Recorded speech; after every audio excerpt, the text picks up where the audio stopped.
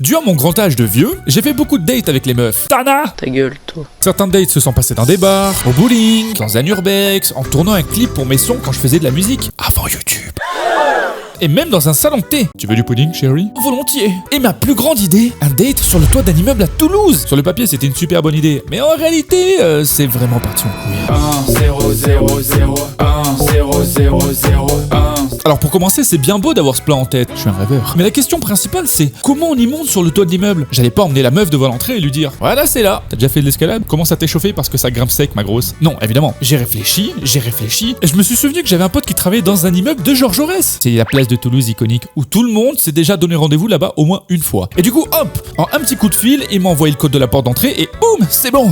On était in. On prend les escaliers histoire d'éviter de tomber sur quelqu'un, hein. Et du coup, le fait d'être un peu comme ça, en mode caché, ça donne vraiment une vibe espion, tu vois. Ça met déjà un peu de piment dans le date. Genre, oh loulou, est-ce qu'on va se faire attraper? Oh loulou, est-ce qu'elle va me pomper dans les escaliers? Attends, quoi? C'est libre à toute interprétation. Bref, c'est là qu'on arrive devant le pire truc. La porte. Oh non, il va ouvrir la porte. Y'a rien de choquant dans une porte, Trouduc. Ouais, ben retenez bien cette porte, les gars, hein, parce qu'on va y revenir. Nous arrivâmes sur le toit, et la vue est incroyable, splendide. On voit jusqu'à l'horizon. Les immeubles donnent l'impression d'avoir une mer de nuages qui s'étend sous le soleil couchant. Tout en bas, on voyait les gens tout petits qui vivaient leur vie, et toute la lumière de la ville se reflétait sur les surfaces mouillées des immeubles. Pour résumer, magnifique. Et là, les gars, je vais pas vous mentir, j'avais marqué au moins 1000 points. Et d'ailleurs, c'est pour ça que, petit tuto pour vous les jeunes, ce que vous faites dans votre date et ce que vous vivez vont grandement influencer le résultat de votre date. Si la meuf vit un moment cool, romantique, rempli d'adrénaline, bref, un moment Nutella, je suis pas sponsor, je sais pas pourquoi je dis ça, elle va vous associer à ce moment-là. Et là, les gars, c'est le jackpot.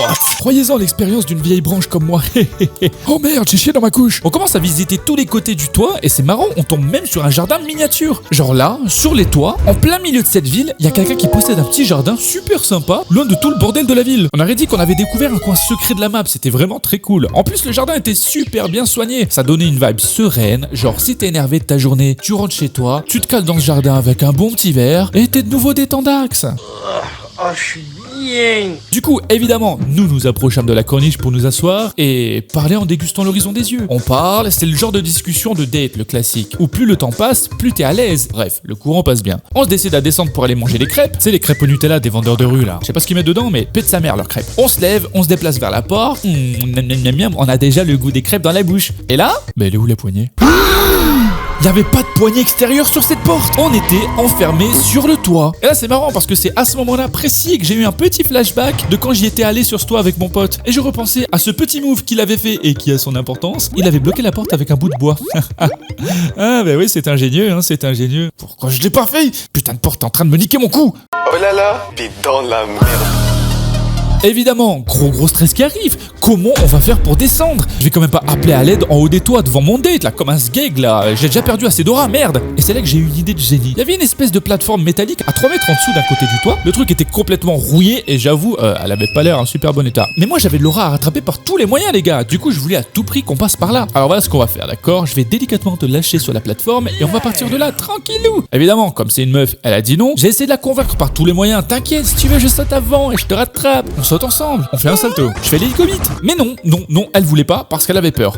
Non, j'ai peur du vide. Et maintenant que j'ai grandi, je peux vous dire un truc les gars. Heureusement qu'elle était pas aussi conne que moi. Imagine, la passerelle était complètement abandonnée, elle était pas stable du tout. On serait morts les mecs. Pas de deuxième chance, pas de respawn, pas de succulent. Et en plus j'aurais emporté une innocente avec moi. 0 sur 20 le date. Bref, elle a réussi à me faire entendre raison. Merci à elle. J'aurais dit encore une fois, on l'embrasse. Sauf que non, on l'embrasse pas. Parce qu'on est toujours coincé sur ce toit avec cette histoire. Donc on résume. Les pompiers? Non, c'est la honte en ça. Appeler à l'aide les gens dans la rue? Non, c'est la honte en ça. La passerelle? C'est mort. Appeler ton pote pour qu'il vienne t'aider et t'ouvrir la porte? Non, c'est la honte en ça. Mais oui mon pote! Allô Marco? Ça va, tu passes un bon samedi BG? Tu peux me rendre un petit service s'il te plaît mec? Je lui explique notre histoire. Ouais pas de soucis, mais je suis super loin, donc le temps que j'arrive ça sera dans 3 heures je pense. Ok nickel, on t'attend, nous oublie pas hein. 3 heures putain. À ce moment-là, je sais pas pourquoi j'avais honte de fou, comme si j'étais responsable de notre situation actuelle. C'est un peu le cas mec. Et du coup il a fallu temporiser pendant 3 heures le temps que mon pote vienne nous ouvrir. Mais petit point faible, on s'était déjà tout dit pour un premier date. Ça a instauré un mood un peu gênant quoi. Voilà. Ouais. Quoi, t'as dit un truc? Non, j'ai dit ouais. Ah.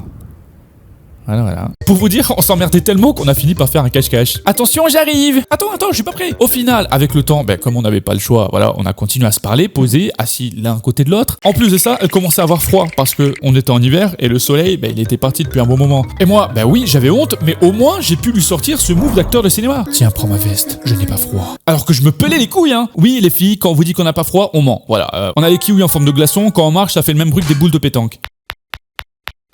Aïe. Et finalement, enfin, mon pote est venu pour nous délivrer. Et alors, on fait des enfants? T'es con, mec. Une fois descendu, on avait passé assez de temps ensemble, on a décidé de rentrer chacun chez soi. Moi, j'avais toujours super honte, mais finalement, même si ça s'était pas passé comme prévu, peut-être que ça s'était pas si mal passé. Parce que quand j'y pense, elle a pas sorti son portable une seule fois de l'après-midi. Ouais. Oh, ça veut dire qu'il y avait moyen. 1 0 0 0 1 0 0 0 1 0 0 0